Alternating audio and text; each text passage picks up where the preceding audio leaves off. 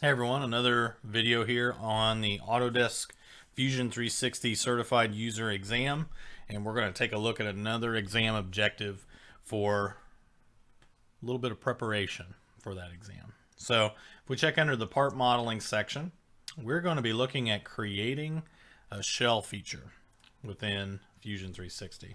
So I'm going to move into Fusion, and the easiest way to do this is we're going to go ahead and we're going to click on Create a Sketch, and I'm just going to create a cylinder that is maybe about 5 inches in diameter, and we're going to finish the sketch, and I'm going to extrude this to be maybe about 4 inches. And what we're going to do is we're going to look at, again, under the modify panel, we're going to go to shell, and when I select it, it first looks for what are the faces or the bodies. So here's one of two things that we got to look at.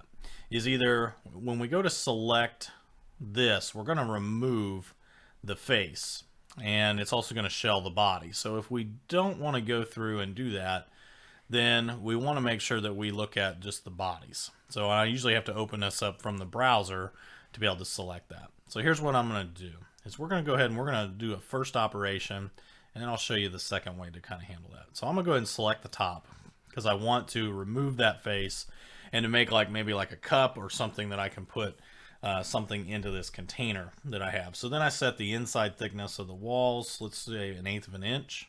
So that's the inside. You can also change the, whether it be inside or outside. So you can see the outside, so it goes out from the outside to shell, and then it goes through and creates, you can see the highlighted blue, it's going to create an outside thickness of 0.5. Or you can do both to where you want to go through and change those thicknesses. And again, I'm just using the grips, and you can also specify. I'm going to go ahead and do an inside thickness just because it's very common. So here I'm going to change it to maybe 0.25. You can see how thick the walls would be based on that. Or we could change this to 0.125, and you can see how much thinner the walls get. So that's the difference between 1/8 of an inch and 1/4 of an inch. So I'm going to go ahead and say OK. And the shell, this thing going to shell out the part, so then that way that, again, the top is removed, and these, even the bottom face and the sides, all have a thickness of 1/8 of an inch or 0.125. So that is one way to do so. I'm also going to grab under the inspect panel the section analysis. If I select the work plane, you can also see how the shell gets applied, and we're able to go through and see that based upon the section lines that you see from the solid that's left.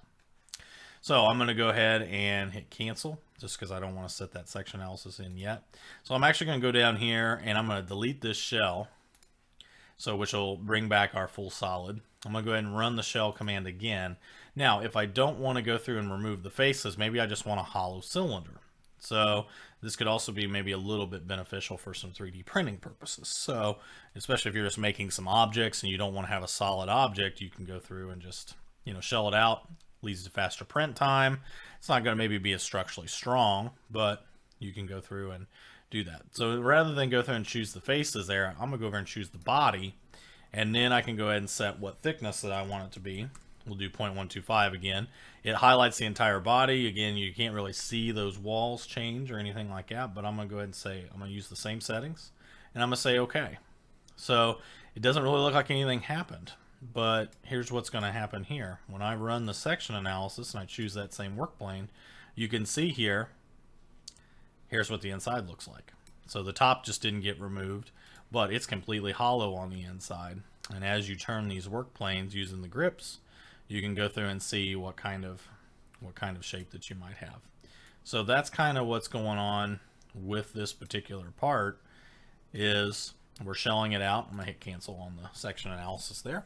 And that's kind of how we utilize the shell feature. And a lot of times what they'll do in the Fusion 360 exam, they'll have you shell something, and then they want you to maybe use the section analysis and then measure how far, what kind of dimension that you would have, maybe from the center of the part to the edge or something like that. So that's really kind of the extent of the shell feature for the Fusion 360 exam. So hopefully this was a good benefit to you to review, and this concludes our shell feature exam objective. So check out other videos for other spotlighted exam objectives. If you need any help, contact me.